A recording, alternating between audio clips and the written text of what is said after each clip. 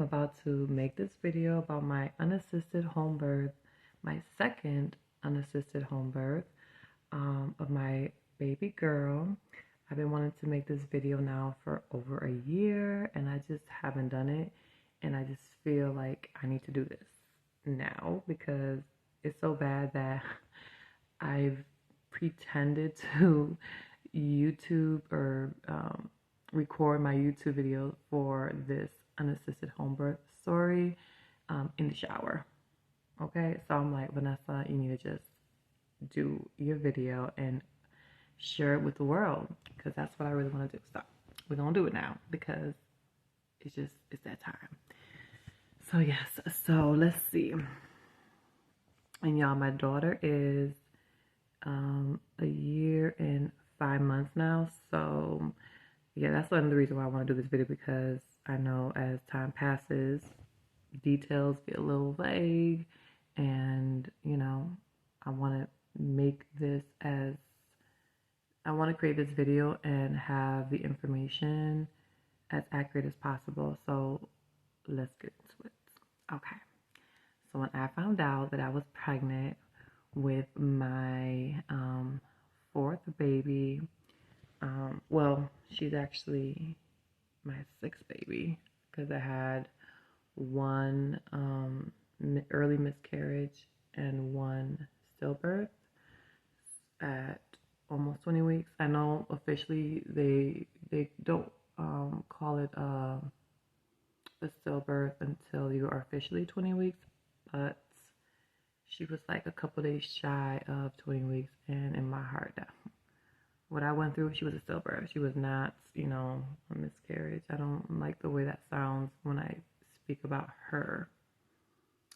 So I definitely call it a stillbirth, even though she wasn't technically 20 weeks. But yeah. So, all right. So when I found out I was pregnant with my youngest, I knew automatically that I was going to have a home birth. Now, whether it was going to be unassisted or not, I wasn't sure because of my last experience. Because my last experience with my son, he was an unassisted home birth as well. But then I went to the hospital, and when I went to the hospital for the postpartum care, that's when things went, you know, south. It did not go well. And y'all can watch that video. You can look it up on my channel because I did post that video about that experience. And I did, you know, talk about how during my postpartum stage, I did have postpartum bleed. And, you know, in retrospect, I don't know if I included this in that video, but when I think about it, I know that postpartum was probably that postpartum bleed was highly influenced to my stress levels that I started experiencing when I went to the hospital. Like, I know in my heart that if I would have stayed home, that wouldn't have happened because I didn't feel safe anymore in the hospital, right?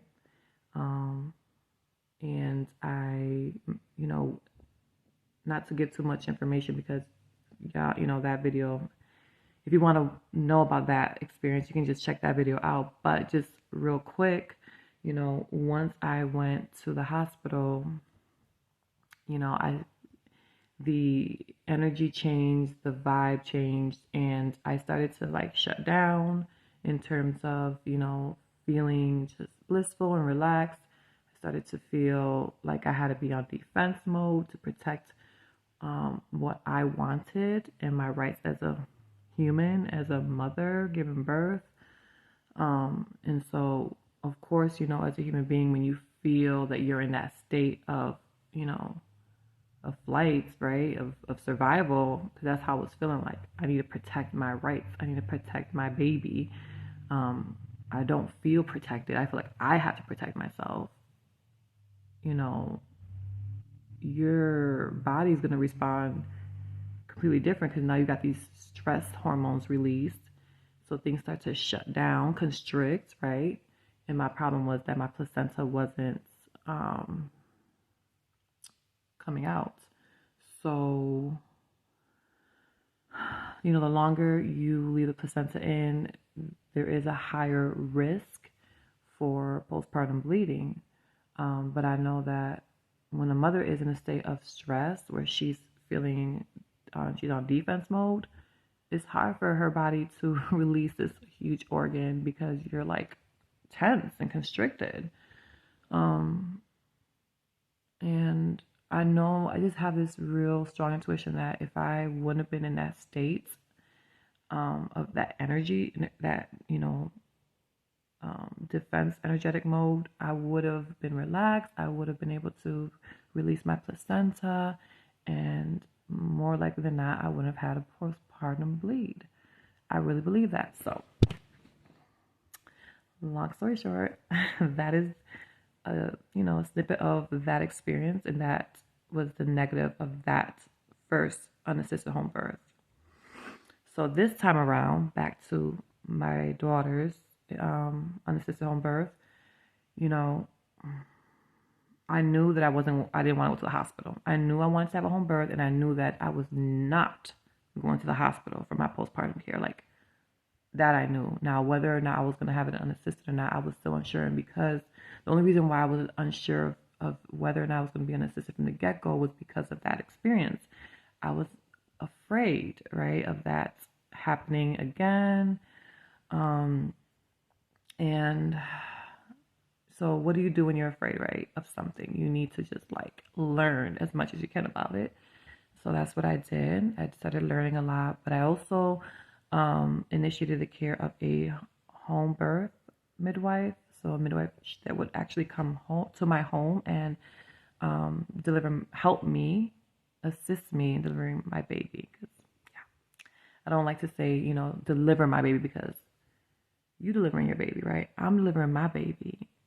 Now, the person who is there to oversee the situation, to help, to support, to provide, professional knowledge, experience, is an assistant to that birthing mother.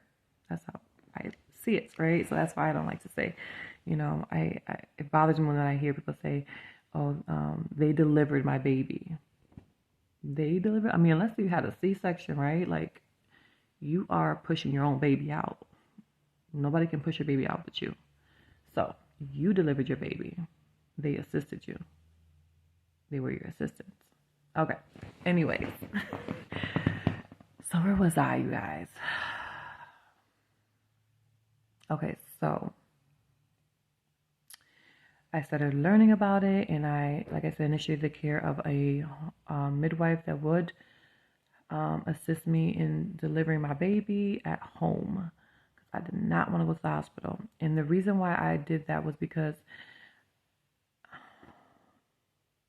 I actually waited till I was almost 20 weeks pregnant before I even got a midwife, because I wasn't even trying to go through the, motions of everything that they make you go through or encourage you to go through, like the tests and things. And of course you can just say no, but it's like, I didn't even want that in my ear. Like, I didn't want, oh, you should get this test done. You should do this. Let's measure you. Let's check the heartbeat. Let's do this. Let's do that. Because it was like, I wanted to just focus on my intuition, on my knowing, on my understanding, and my knowing that I know I could do this. My body was created to do this, and I don't need to be afraid. And I don't need to feel like I need outside sources to confirm anything that I already know within. Because for me, I felt like when I would do that, you start looking to the outside for answers, right? And you sort of start to lose your inner power. For me, that's how I feel about it. So I just wanted to take the first 20 weeks and just be present with myself and connect with myself and connect with my baby, and so that I could really trust the process and become in tune with myself to the point where I could trust myself to know, okay, Vanessa, something is wrong. Something doesn't feel right. Maybe, you should look into this or that or whatever. Um, so I did not even go and seek any outside professional supports, assist until I was 20 weeks pregnant. Um, Actually, it was a little beyond 20 weeks. I was a couple weeks beyond 20 weeks. I can't remember the exact, if it was like 23 or 24 weeks, but it was more than halfway through. And so, and I did that purposely. Like I just wanted to not be bothered. I wanted to feel what it would feel like for a woman to just be pregnant, to trust her body, to connect with her body and her baby, and not have to go through all the emotions of, what the system can, make you feel like you have to do. Like, because, they recommend when you go to these doctor's appointments for prenatal care. But a lot of times, like, that recommendation, almost the way it is delivered, is more like you need to do this for the most part. But I will say with my midwife, my main midwife, because it was the practice that I went to it was a practice of two women, but one was the owner. And the owner, I loved her so much because her way of, recommending anything was it truly felt like that, just a recommendation, you know? And I really respected that and appreciated that so much because, that was the first time I've had that kind of care where the delivery of the recommendations was literally that, just a recommendation. Totally your choice. No judgment here, So I love that about her. Okay, so then and this is kind of going more into the whole prenatal history as well, but I think it's important. So yes, so basically I did that. I started care with a midwife somewhere a couple weeks after my 20 weeks. And I just did a lot of learning on postpartum bleeding, on how to manage it at home if needed. And I did. I learned and I equipped myself with knowledge and with the tools I needed so that I could feel confident in myself to be able to address that problem if it arose again, right? And that helped me a lot, to not be afraid to not seek postpartum care at a hospital. Okay, so let's move forward now. So now let's get straight to the delivery, right? Okay, so this pregnancy was very different. This labor and delivery story is very different to my other babies because my 3 sons that I had, my water would break, and I would last almost like 2 days, 2.5 days before anything started. So before, my contractions would start, my waves would start, right? And so with this baby, I remember that I started having like those Braxton Hicks, but they were really intense Braxton Hicks, somewhere around like the 37-week mark, 36, 37-week mark.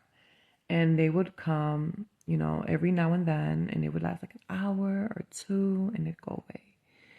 And then when I had my baby girl, she was about a week and a half early, or a week and a half before my, expected due date. I would say 2 weeks before that, before she came, I had a dream that I woke up one morning and I felt different. So I took the sheets off of me and looked down, and in between my legs, there she was, just laying there, chilling. And I was like, oh my God. In my dream, I'm like, what happened? I had my baby while I was sleeping? I didn't, so I was like, okay. When I had that dream, I said, okay, something's gonna be different. Like, Vanessa, do not expect to have a day and a half of notice, because it's not gonna happen. Like, I just knew that it's gonna be different. So 2 days before she came, I started having like intense contractions to the point where I thought I was in labor, and they would happen in the middle of the night, like late, early morning, and it would last for like 2 hours, and then they'd go away. By the time it was like 8 in the morning, they'd stop. And I was like, okay, this is different too. This never happened to me, right? So then here comes where it actually was, the beginning of my labor. It started at like 3 in the morning, and the thing is, I had to work the next day. And for some reason, I don't know why. Well, I knew why. It's like for the last couple of nights, I was having these contractions, right? And then I had to work that Friday or whatever day it was. And something told me, just spend the night with your mom with your 3 kids, because you might have your baby soon, right? So I did. I went to my mom's and I spent the night, and because I worked from home, and at that time I was working from home at my mom's house because I had my office set up at her house. So I said, how about, that was also another reason, like, I don't have to be, getting the kids ready in the morning to then have to drive to her house, and maybe I'm gonna be up, super early with these Braxton Hicks and not get any sleep, and then have to work, blah blah blah. So I was like, just be where you're gonna have to work, so that way you don't have to. If it happens again, you don't have to, worry about it. You can just get up, and if you need your mom to help you out, she will with the kids. So you can just start working. So it happened that night at around 3 in the morning. Those contractions hit. They were a little more intense, but I didn't think nothing of it because I was like, okay, this is normal. And then by the time it was like 7:30, they were still really intense. And I kind of felt like they were getting more intense. And I had to be at work at night. I had to clock in at 9 in the morning. And I still didn't call my manager because I'm like, maybe they're just Braxton Hicks and they're going to go away. So I didn't text her or anything. And then 8:15, 8:20 came around. I'm like, okay, these are not going away. And I cannot work with these, these contractions. I just can't do it. So I'm like, maybe I should call her and let her know I can't work today. So I finally let her know, hey, I don't know what's going on. I might be in labor, so I can't come to work today. So then, I don't know maybe I needed to do that to give myself permission to really let go. Because in my mind, I'm going to work. Like, I am not having this baby. I'm going to work today. So as soon as I notified my manager that I was not coming into work, like, it was like a snowball effect. It just started rolling and getting bigger and bigger, and the waves started coming in really intense. And by the time it was like 9:30, I said, I am in labor. Like, I'm gonna stop being in denial. Like, this is about to happen. So I called the father of my child because, mind y'all, at the time we were not together. We're not together now, but at the time we weren't together either. And because for whatever reason, now this is weird, y'all. Like, throughout the whole pregnancy, I could not stand the father of my child. I don't know what it was. I didn't even want to hear his voice. It like sent this strong energy through my body of just like, ugh, get away from me kind of feeling. And people have told me that when you have girls, that can happen when you're pregnant with a girl. So I don't know if that had anything to do with it, because that was my first time experiencing that feeling of like straight disgust towards him. Like, I just did not want him around me at all. I didn't want him touching me, nothing. So, but bizarrely, once I was in labor and I knew I was in labor, all I wanted was for him to help me. Like, I called him, I said, listen, I need you to help me. I'm in labor. So, left my kids with my mother. He came and picked me up from my mother's house, and we came to my house, and you know, all I wanted to do was get in the shower, and just be in the shower. I lit my candles up, and I also put on my infuser. I don't even know how I did those things, because I was at that point in a lot of pain. And but I guess I was determined to have that, because I had my whole setup. I had even bought specific candles for this, for the laboring. I had my little, playlist on my phone, and but I managed to get the candle lit and my infuser going. And then I got in the shower, and I brought my phone with me and had my beautiful relaxing playlist of music that really helped me feel relaxed. And I just showered, I think, for like a half hour, y'all. I just was in there letting the shower hit me, and it felt so good. And then I got out the shower, and I just went to my room. And I wanted to be alone. I don't know what it was, but I wanted to be alone. I was grateful to have him in a different, he was here in the home with me, but he was like in the living room watching TV, and I went in my room, and I zoned out. Like, I zoned out. So by this time, it was probably like already 11-ish.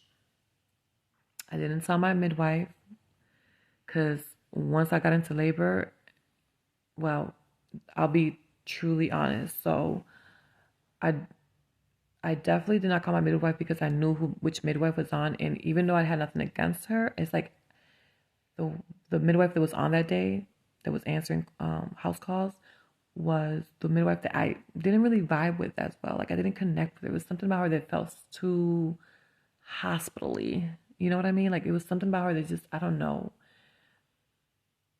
I think it was just like her, she came off more doing things by the books. Too much for me.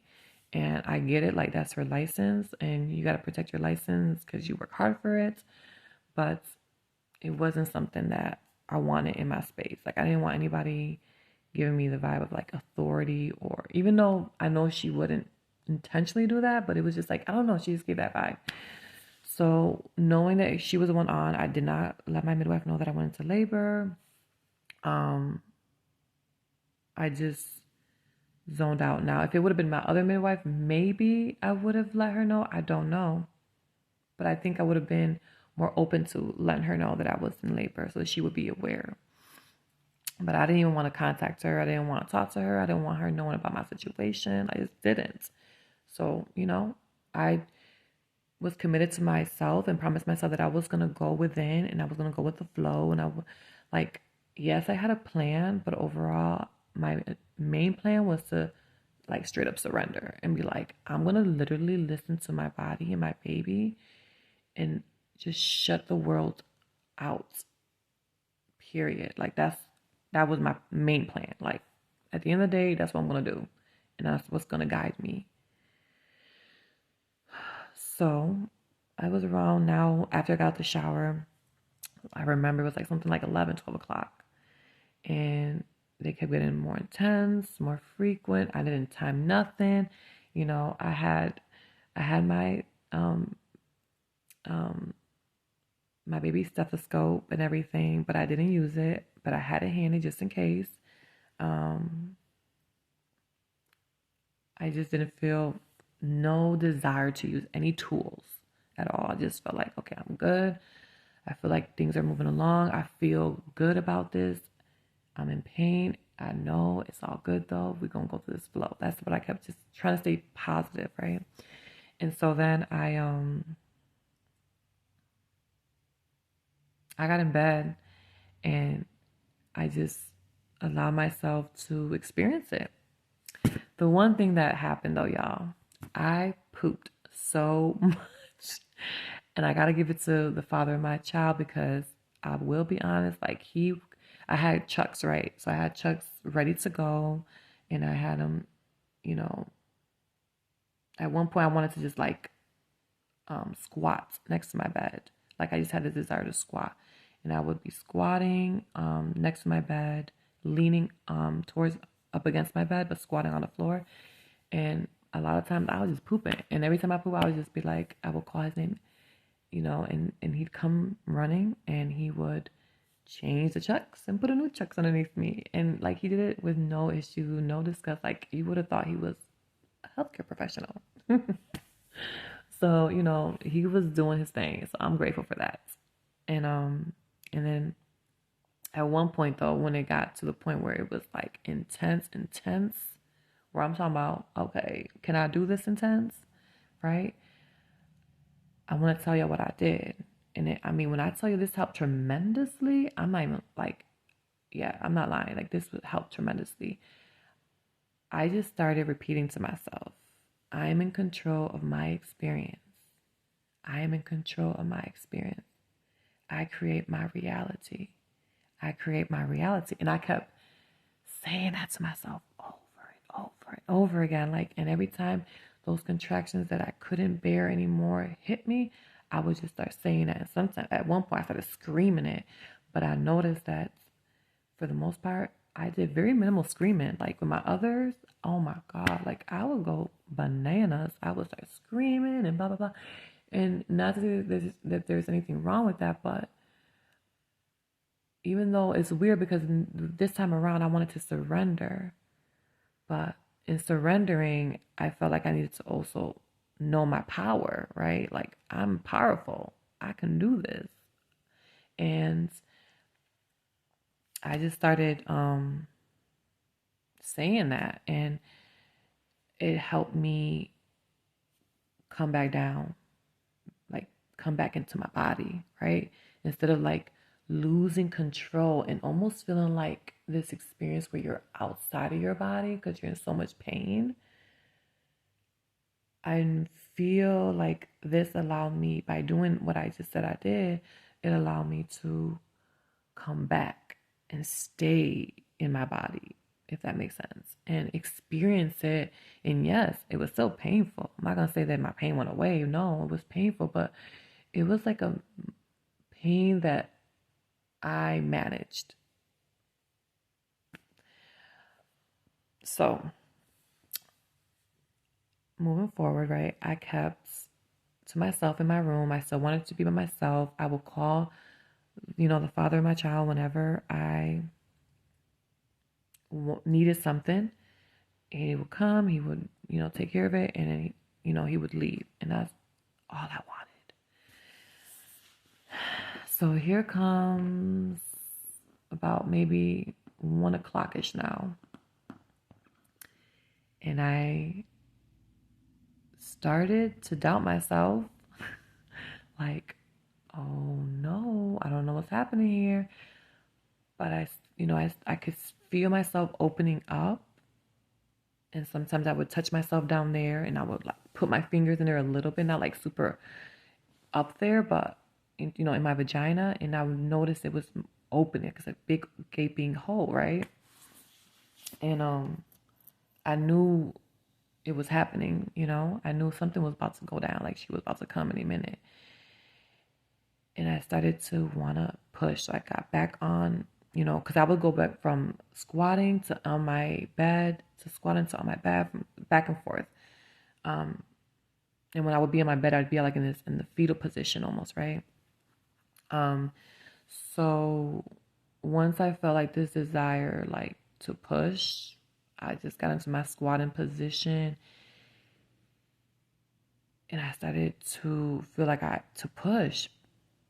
And I couldn't, it's something that you can't control. Like your body takes over. And it's honestly like you pooping. Like when you really gotta go and you're not constipated, like you do sometimes have this subtle urge to push that kind of like you don't really control. Like you're not forcing to push, but it just kind of happens. You know what I mean?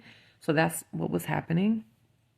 And I don't know why, but this time around, when I was in pushing mode, I got afraid. I don't know where that fear came from, but all I know is that I felt not afraid. I felt like I couldn't do it. That's what it was. I felt like I could not do it anymore. And I almost felt like then at that point, I needed someone there with me. Like I just needed someone there with me. And at that point, my mom came with the kids. She wanted to be there to witness it. And I'm kind of glad she came, even though if she would have asked me at that point, I would have said no. But I'm kind of glad she did, because she recorded it when, like, the moment she came out. And I'm so grateful she got to capture that, because that, oh my God, that's so beautiful to me. So yeah, she was there. And what happened? I started screaming, "Help me!" Because they're in the living room, and I can hear a little bit. They're just talking and chit chatting and stuff like that. And my kid's father and my mom were like chit chatting and stuff. And I don't know why I kind of got annoyed. Like, what are they doing over there chit chatting? I'm having a baby, right? Like that. Like that was what was going through my head. Like, I need help. What they over there talking, and I need help right now. I'm about to have a baby. So I started screaming, "Help me! Help me!" And they came running to the room, and the father of my child, I remember him just like being like, okay, the baby's coming, the baby's coming. And all I remember was just like, but I remember when he came in the room, I felt calmer. I felt like, okay, everything's okay. I got somebody here with me, right? And I just pushed. I think I only pushed for like maybe 5 minutes. I don't know. It wasn't that long. It was not that long, I tell you. And her head came out. And then I probably pushed 2 or 3 times, and her body just flew out, just like that. I mean, and I grabbed her, and the bottom of her body hit the floor. Like, I was squatting, so she wouldn't like fall to the floor. But I grabbed her, and I had her like held by her shoulders, and then her bottom just hit the floor. And I remember just pausing there. I just paused, and I was like, just in complete relief. Like, oh, I had her. Like, it's done. It's over. Like, I'm done with this. But I was, and I felt so powerful right there. And I just sat down, and I just held my baby, and I put her next to my chest, and I just and took a moment to just be like, it's done. We did it, girl. We did this. And then, I checked to make sure she's a girl, because she's my first girl. She's my fourth baby live baby that I had. And making sure she was a girl.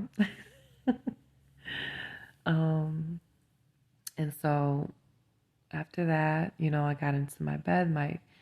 The father of my kids helped me into my bed, and I had my baby, and he started asking me, "Oh, do I call the midwife? Do I call the midwife?"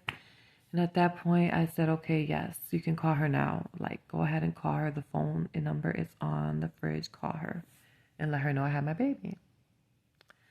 So I just sat there with my baby, and I was so happy that I knew that I wasn't going nowhere. We're going to stay right here in my bed, and we are going to be in my home in the comfort and safety of our home, and we're going to just be, right? And that's what happened.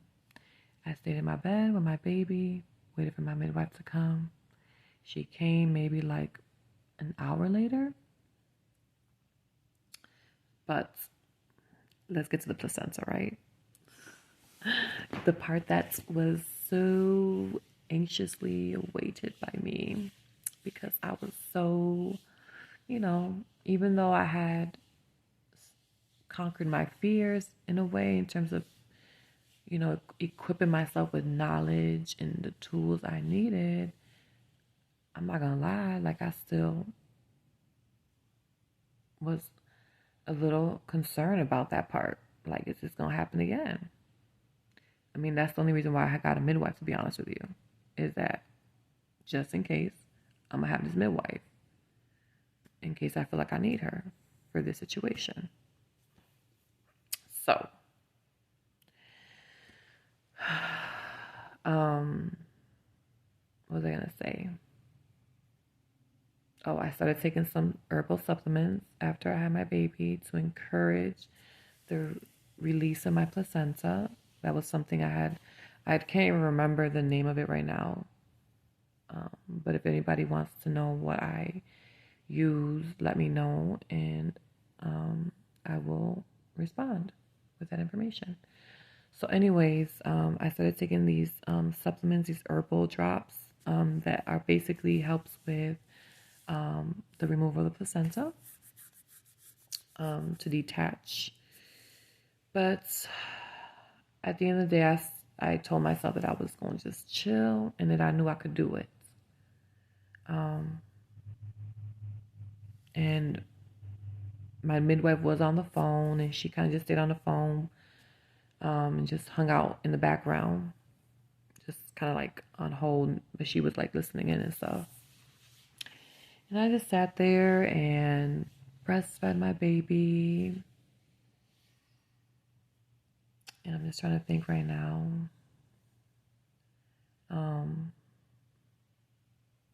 I breastfed my baby for a little bit, and then I said, okay, let me squat and just hang out. Let me squat and see what happens if the placenta is ready to come out. And I squatted over a bowl while I held my baby. I'm lying, I didn't hold my baby. My baby was like, because I was squatting right in front of my bed, and I had my baby on the bed in front of me, and then, yeah, that's how I did it. I put my baby on the bed in front of me, and I was squatting right next to my bed, in front of my bed, over a bowl. And I just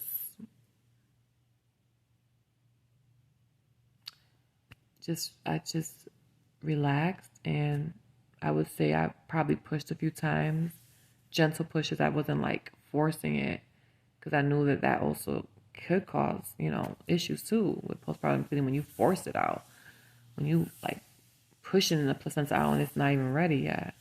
So I kind of just did some gentle, soft pushes. And I would say within 15 minutes of having my baby, I delivered my placenta as well. And at first I was a little nervous about the bleeding. And I think that nervousness was due to my history. Because in retrospect, it really wasn't that much blood when I think about it. So, but I just took my other herbal supplement that helps prevent postpartum bleeding, and I just did that just in case. And I think that was more for just my peace of mind, right? So I took that. I took a few doses of the herbal supplements, and I then chilled and breastfed my baby, and my midwife was probably there within like an hour or so, because they were like a 45-minute drive from my house. So yeah, and then she came and she did the assessment of my baby with my baby right next to me while I was holding my baby. Hold on. She did most of the assessment while baby was with me, and then I put my baby next to me on the bed, and she kind of did the rest. But baby was still connected to the cord. And then I think I waited right till the end where she left, and at that point my cord was, white. It wasn't pulsing anymore. And it had been, I think by that time, baby had almost 3 hours connected to the cord still. So then at that point, I cut the cord, and that was that. And then I just hung out with my baby, and my midwife left, and she what was it? She had made a note though. She mentioned that she thought when she did baby's assessment that baby's heartbeat had a little like of was a little rhythmic. Um, but me knowing what I know, because I used to be a postpartum nurse as well, and I did a lot of research, you know, with all my babies, all of it compiled up. I knew that babies, newborns can have subtle arrhythmias at birth, and 9 times out of 10 is nothing. Like, it's baby transitioning, you know, from being inside the womb to coming earthside. So, and normally, you know, I knew in my heart nothing was wrong with my baby because, you know, she was fine. Her color was great. My overall assessment of my baby was like, this is a healthy, great baby. And she was acting normal. She was feeding. She was, you know, peeing and pooping. And I just was not concerned at all. Like, intuitively as a mother, I said, my baby's fine, you know, and that's that. And then she, you know, consulted with a doctor as well. And they also said that, you know, it is very normal for baby newborns to have, you know, subtle arrhythmias as long as baby's not symptomatic or having any other issues. Like, baby doesn't need to be, you know, taken to the hospital or like for me to be admitted with baby. So, you know, I stayed home and followed my intuition, stayed home with my baby, and I am honestly so grateful for that experience because that experience of going within, trusting myself, doing what I felt was best for me and my baby, and tuning out what the world has to say about how I should experience labor and delivery and even prenatal wise, like, was very powerful as a woman for me to be able to trust myself and know my power, and totally changed like the way I see myself, the way I see the world, everything. Because it's like, you know, that's powerful. I mean, how much more magical can you get but bring a baby into this world and be in total control of that experience? And I'm not saying that home birth, unassisted home birth is for everybody, because it's not. Like, if you feel safe in a hospital, then you should be in a hospital. If you feel safe at home, then you should be home. You should do what is best for you and your family and your baby, right? Because if you don't feel safe at home and you try to have a home birth, what happened? You know, it's like what I said earlier. I did not feel safe when I went to the hospital for my postpartum care. Everything, you know, shut down. My body is in flight response, right? So, fight or flight response, right? So, that's just what happens. Like, you expect things to go smoothly when you are in fight or flight response? No. Things shut down. When you have a baby, that is a state of bliss, a thing of being open. I mean, think about everything's opening up to allow life to come through you. Like, everything needs to open up. Everything needs to be as relaxed as possible for things to flow through. So, if you are in a state of fear of, you know, being concerned, worried, anxious, like, you are increasing your risk for having complications. So you need to do what's best for you.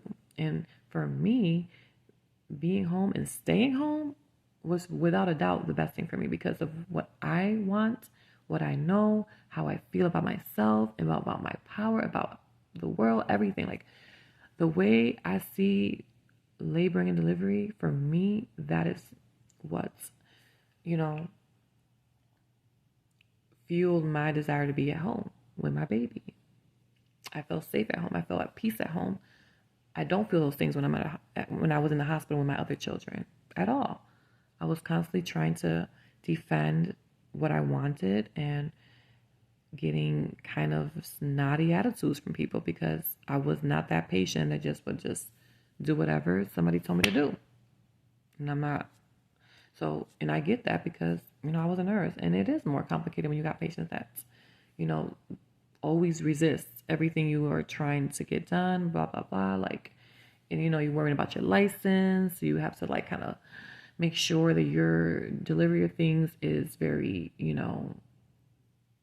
how can I say, like you are almost in you aren't protecting your license, and your patient's protecting their rights. Because yes, patient autonomy is true, but also, liability of nurses and doctors is true too. And it's and these, sometimes you're just in that position where you're like, you don't want to lose your license, and you might encourage things a little more intensely, because you might fear whatever, your license or the doctor. Like, did you, encourage her more, or did you tell her this, did you tell her that, to make sure she understands this and so it can be, a pressure on both ends, and that's not what you want. For me, that's not what I want when I'm having my baby.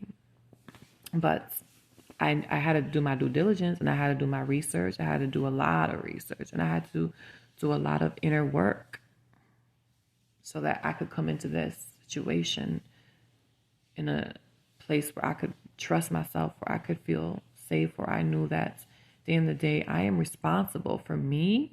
I am responsible for my baby, and I own that. I own that completely, and I owned it. And so, yeah, that's that, y'all. So, very powerful experience for me. I hope this helps somebody out there who is considering home birth or unassisted home birth. Everybody is different. So you got to really look at yourself in the mirror and know who you are and know what you need, if this is the choice you want to make. And know that, if this is not, when you do all that work and you realize, okay, maybe this is not what I want. Maybe this is not, I don't want to take that full responsibility of my life and my child's life. Because for whatever reason, and you decide, you know what, I think having my baby in the hospital is the best thing for me and my baby. And that's what you do. You do what is best for you. But whatever you do, just make sure you inform yourself, research information, research it, and, trust yourself. But yeah. So I'm so glad that I made this video, and I'm going to put it out there to the universe, because I think it's beautiful for women to share their home birth, unassisted birth, hospital birth experiences, because it's a very powerful experience. It's a very magical experience. And sharing stories like this allows us to, remind us of our power. It can also help others to, decide like, hey, is this, maybe I can avoid this or do this or that inspired me, and change that person's experience for the better. So yeah. Well, this was fun, and I am going to say goodbye now. Let me know if you have any questions.